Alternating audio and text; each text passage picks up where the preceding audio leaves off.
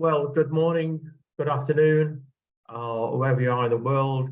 I'm sorry that as you're seeing this video or this recording that I'm not available to speak live. It's because I'm currently traveling, so I apologize for that. But what we're going to talk about today, which is the global non-revenue water issue. But it's all to do with now how we can start to introduce climate change and the carbon footprint.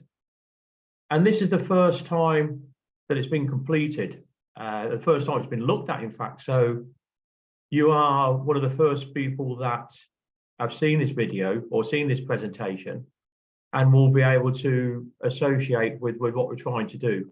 So bear with me if some of the things are a little new, and bear with me as well if some of the things here are slightly incorrect, because as we go forward with this, we will obviously learn more about what we're going to do and how we're going to do it. So when we first look at things, we're going to look at how much is lost from the distribution system. Now, this is in a volume. Now, this is 346 billion litres a day, enough water to supply 2 billion people. So a significant amount of water is lost daily or annually. It's quite incredible. And when we look at it as well, the cost of this water comes to 39 billion US dollars. So when we look at this situation, we realize there is a massive, massive problem financially. But what we've never looked at is what effect this has on climate change and what this effect this has on the carbons being emitted from these losses. Because all the losses obviously emit some sort of carbon, or they cause a carbon footprint. Now, what we did, we're working with several people, but the main people was Bambos, Charalambous and myself. We looked at the emissions from the total NRW and come up with some high level numbers. Now, the numbers we come up with was 187.2 million metric tons of carbon per year. That's 187 million metric tons, or 513,000 tons a day of CO2. All this is from NRW, total NRW. Now, if we look at it as a percentage of global CO2 emissions, it only comes in as 0.6, which doesn't sound a lot. Doesn't sound to be much at all. But in reality, when you look at the global CO2 emissions for aviation, it's only 1.9%, and the total emissions from shipping, global shipping emissions, and these are global numbers, of 1.7%. Now, as we're looking at the emissions from NRW, and if we say on average that NRW across the world is at 25%, the total usage in the water industry of CO2 emissions would be roughly about 2.4, 2.5%, which we're saying then that the water industry, just on the water side, not the sewage side, just on the water side, has a greater emissions of carbons to the atmosphere than aviation and shipping. So when you look at that, you realize, wow, we are dealing with big, big numbers here.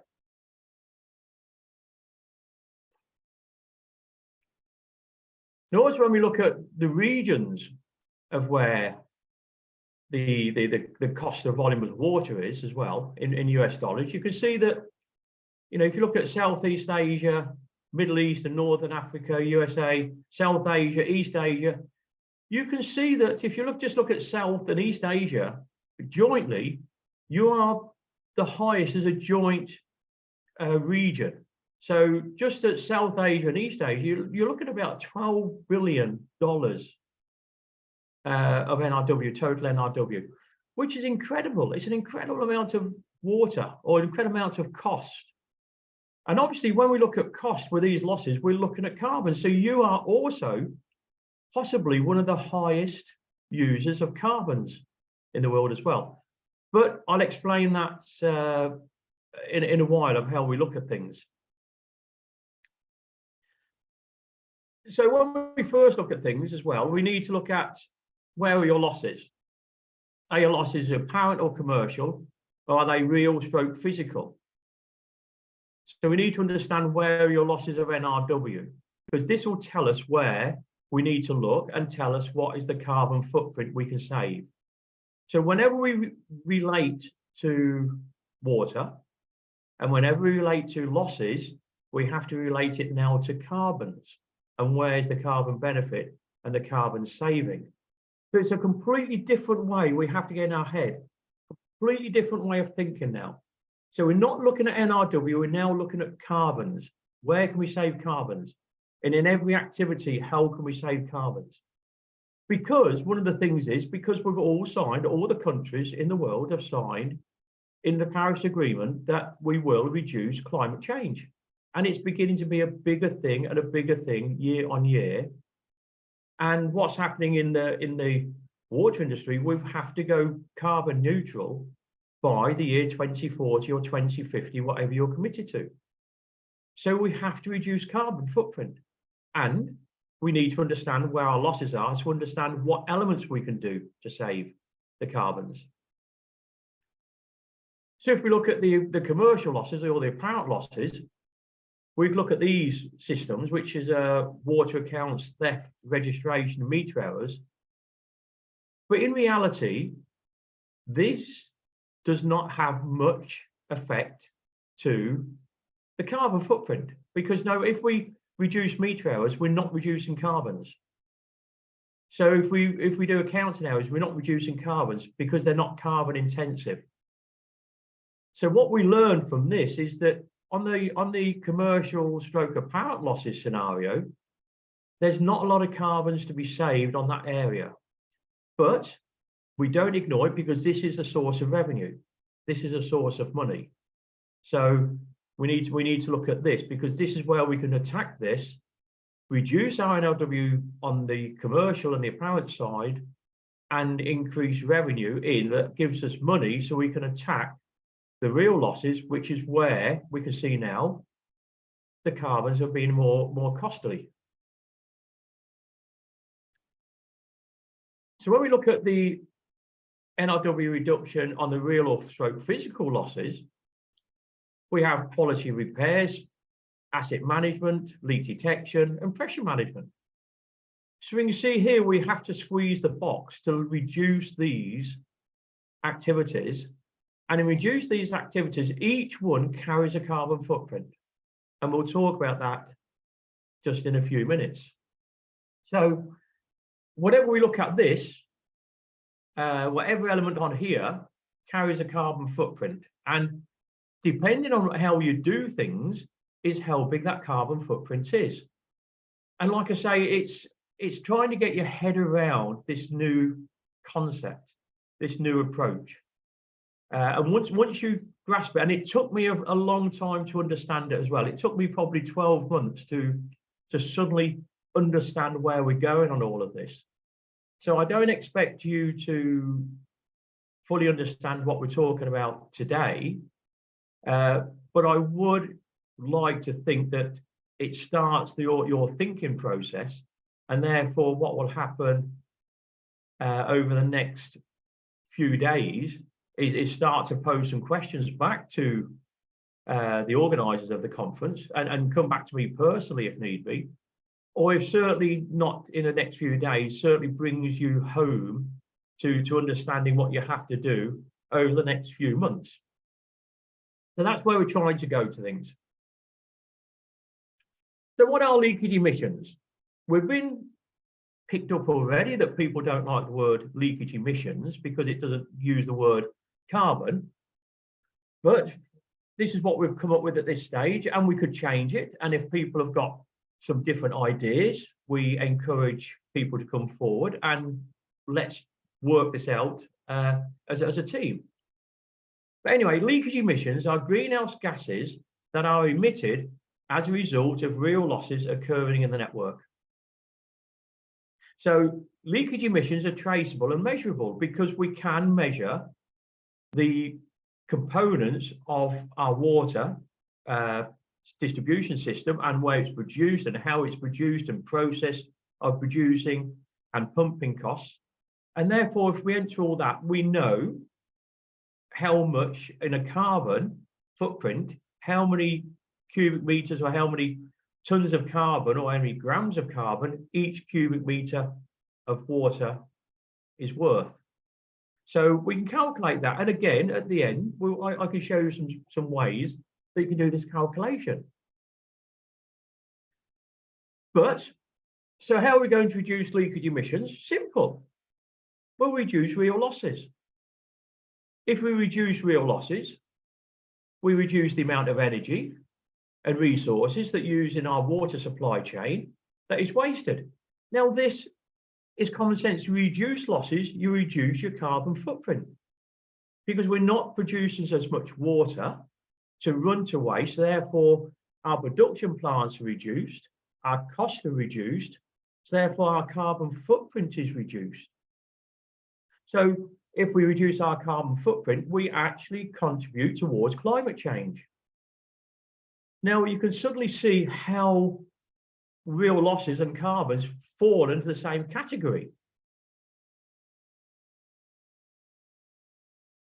Now, when we look at carbon emissions just from leakage, just from real losses, but when we look at this, it's the same volume what we have from the carbon footprint or the tons of carbon from leakage that a plane would have to fly around the world 52,500 times a year to produce the same amount of carbon as we do from the losses. Now, we talk about carbon offset, and we're going to talk about how can you plant some trees or do something to offset your carbon footprint. If in the water industry, we wanted to offset our carbons generated from our losses, we would need to plant 218 million hectares of trees per year. This is equivalent to a quarter the size of Brazil. This is just to offset the carbons from leakage. And in reality, if we took no action and we wanted to offset our carbons each year, within 64 years, we would have to plant the whole world in trees. Now, when you start to look at this, you start to think, wow, this is a big problem we have. We are a big problem in the water industry. We're a big problem in our losses. It brings it home about how big our problem is.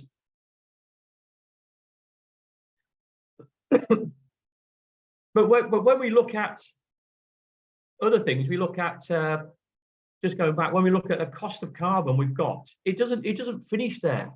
It carries many things. It carries many regions. And I have another presentation, which is the engineering side of how we calculate the carbon footprint, and it goes on to understanding where your water comes from, how you generate your water. Are you using desalinated water? Are you using cheap water? A desalinated water system on average uses around 6,000 grams of carbon per cubic meter. A traditional system uses 298 grams per cubic meter of water. So depending on where your water source comes from, you could have a very, very cheap water source, and your water source is forever. You haven't got any shortage of water source, and it's very cheap to use. That means your cost of production is quite cheap. So your carbon per cubic meter of water is low. So we need to understand what your carbon footprint is for each of your utilities. Now, when we want to look at this as well, to calculate the cost of carbons, it doesn't even stop there. We need to understand how you produce your electricity. Is your electricity produced from fuel oil, or is it produced from gas, or is it produced from is it produced from nuclear? Each one has a cost to it, and each one that generates electricity has a cost of carbon. So if you're using fuel oil, the fuel oil has to come from somewhere, be brought into your plant to be able to generate the electricity, which carries a high carbon footprint. So if you are an island and you're a small island, so everything has to be imported to you, the cost of your carbon footprint is very high before you even start just to generate the electricity. And we mustn't forget that we've got to go carbon neutral or get rid of fossil fuels by the year 2040, 2050, depending where your government has signed. So therefore, if you are using coal, which I'm not sure if anybody is in Asia using coal to generate electricity, you have to stop. And if you're using oil, you may have to stop. You've got to change to a cleaner industry, a cleaner way of doing things, such as nuclear or solar or wind. Now, these are cheap sources of electricity and also cheap sources of carbon. So now you can understand it's not so simple. We need to calculate how you, as a utility, an individual utility, gets your electricity and gets your and gets the energy to produce the water, and what treatment plant you have, and what chemicals you have, and what storage facilities you have.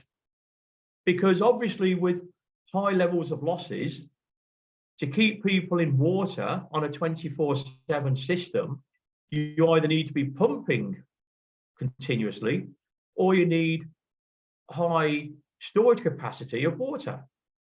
Your storage capacity of water is only so high because you have high levels of losses, and you need double or triple the capacity of water required because you are feeding the leakage as well as feeding the people.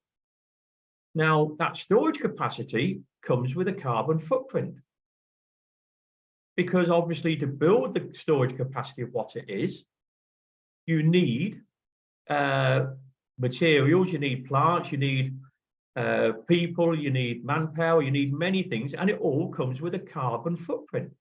So this has to be reflected into your system. And you can suddenly see as well now that when it builds up, that the high levels of losses reflect with the high levels of carbon, because your distribution system that you have is required to be very high to deal with the compensation you require for your levels of losses. And now when we look at other things, we look at fuel costs, and we look at the current war that's going on between Russia and Ukraine and the increased fuel costs there and how it's affecting the world. All these costs affect your source works and affect your cost of electricity, which affect your cost of water. So we need to look at the bigger picture here, not just at we are dealing with losses, because that is where we've been for the last number of years.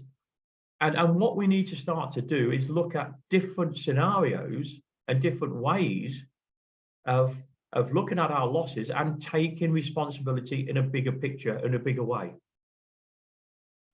So when we look at doing our repairs, the 4 pillars of reducing real losses stroke physical losses, what comes into effect? Well, let's look at leak detection. Let's look at just simple leak detection. If you are high on manpower with vehicles to do your leak detection, meaning you're driving from point to point to point, your cost of carbons is quite high, because you are always using a vehicle to move between locations.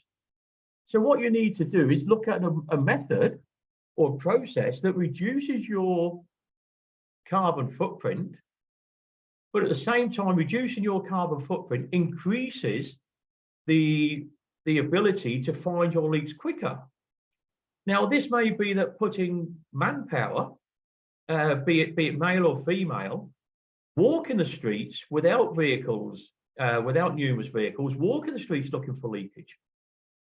It may mean that you move to a different, more advanced technique of lift and shift noise loggers. But lift and shift noise loggers carries a carbon footprint higher than a permanently installed noise logger, because the lift and shift requires movement of the vehicles all the time to move these loggers, noise loggers that identify leaks around your system. So then you look at, do you go to another level? If you look at satellite leak detection, which is the end result, and I'm not promoting any of these technologies whatsoever. I have no promotional activity on any of these, but when you look at the much higher level on a carbon footprint, you only go to the areas where they tell you is an area of interest. So you can see from there your carbon footprint in a water company, not looking at the losses from the system. This is looking at the carbon footprint to solve them losses. So that sort of carries the lowest carbon intense number. So just to reiterate that, we are now looking at the approaches we use to reduce the losses also carry a carbon footprint. So we need to find which is the most proactive way, which is the quickest way, which is the best way, and inevitably finding that won't only reduce your carbon footprint, but will give you the best knowledge of what is happening in your system. So the permanent installed equipment is the gold standard of a water utility system. It costs money, but if you look at it, permanently installed means you do not have a carbon footprint to find that leak. So we're moving it from away from speed, we're moving it to carbons. So if you look at asset management, when you're doing pipe replacement, you need to understand the type you're going to use. How are you going to do it? Are you going to open cut? Are you going to do thrust boring, pipe bursting? Now, obviously, open cut carries a high intensity of carbon because you have a backhoe, excavator, JCB, whatever terminology you use, but that is intensive in carbon. But also, because it's open cut, you have to replace all the materials, and you then have to use the surface of the road, be it tarmac, tarmacadam, bitumen, or concrete. You need to replace that as well. So that is a very expensive way of installing pipe work in the carbon side. If you go to a pipe bursting technique and you're using the existing pipe and do pipe in pipe replacement, that is very low on the carbon side. You also need to look at your ground type. Now, the other thing you need to look at is do you use metallic or non-metallic?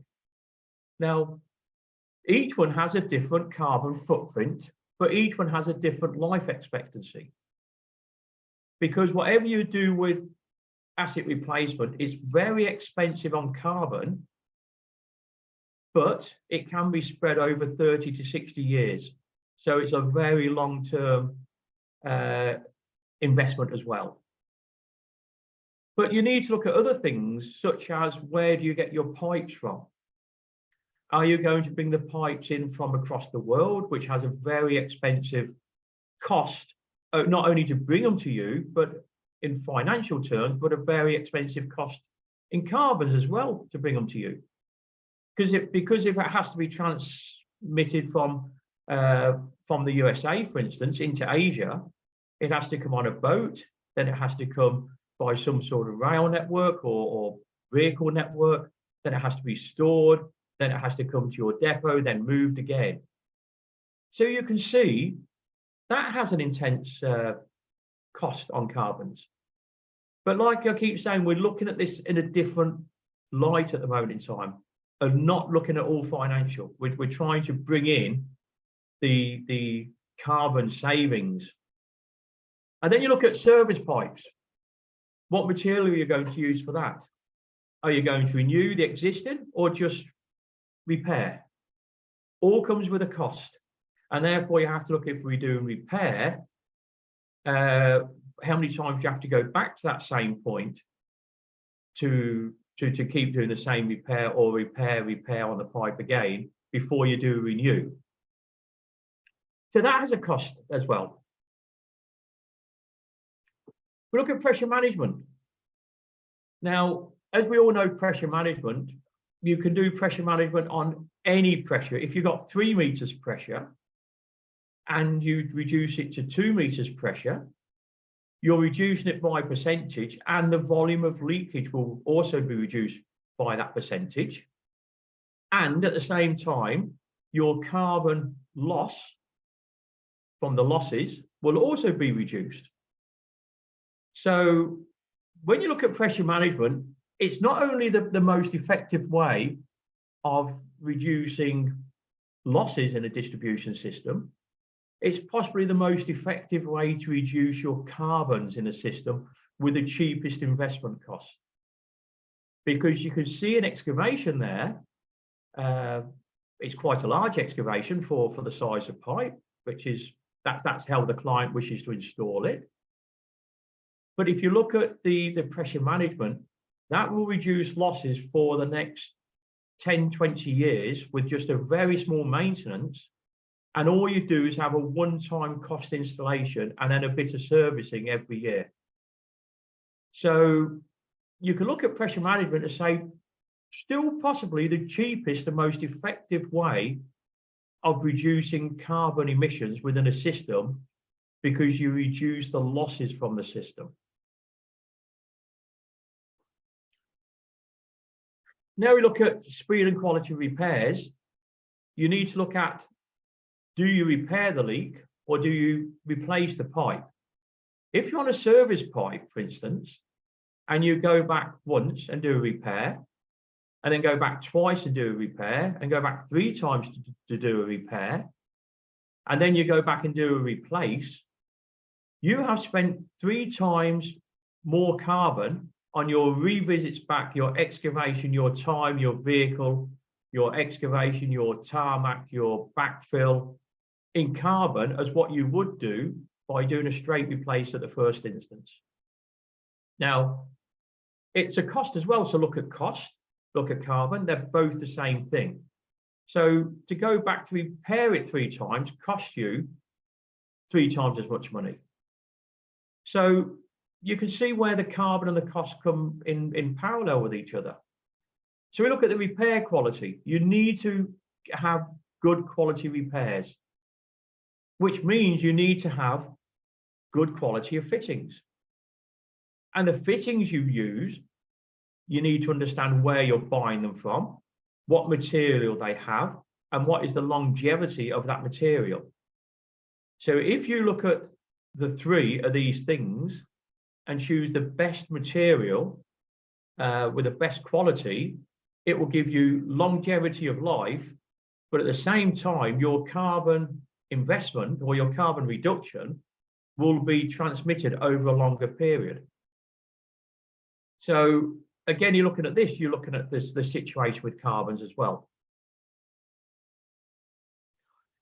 So when we look at this, and we're getting to a close now, and you can understand, as I said at the beginning, this is only the second time I have ever presented this this presentation. I did it 2 weeks ago in the Caribbean.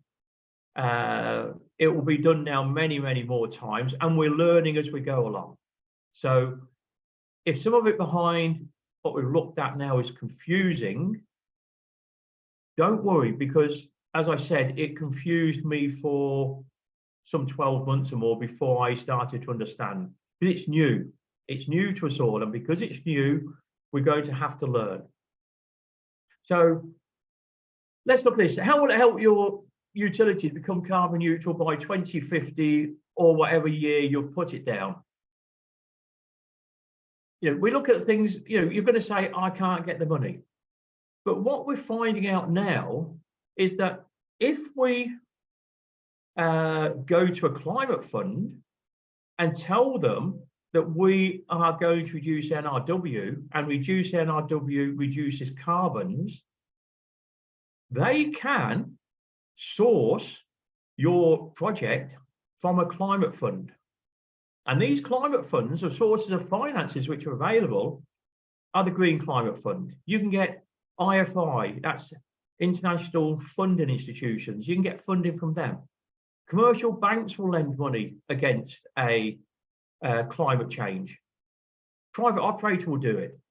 But also as well, you have in government, you have ministers now responsible for climate change. Now, I was with the World Bank, ADB, IFC, IDB, the Carib banks, and they all told me they have money left on the table at the end of the year from the climate fund finances that they can't spend because they don't have any projects to do it with. Now, I'm suggesting that you go to your government and tell them and explain to them that NRW is climate change, and climate change comes under the climate funding, and they have some significant funding available. Why can't they give you that money to start your NRW projects? But you need to show the results in tons of carbon, not in cost. So whenever we do the funding from a climate change fund, we need to calculate the savings in tons of carbon, which we should be doing because it's significant, as we looked at early on in the presentation. So to come to a close, how are you going to make a difference? There's untapped financial potential,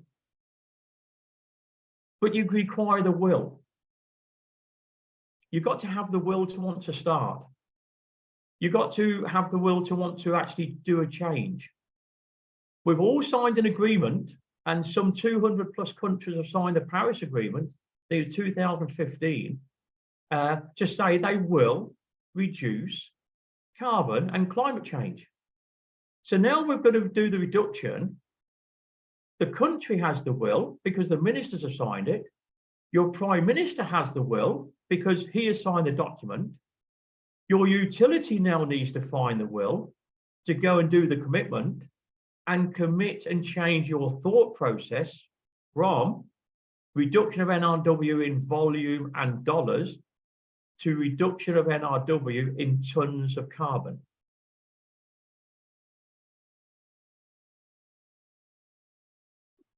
So we've used common sense. I mean, common sense is simple.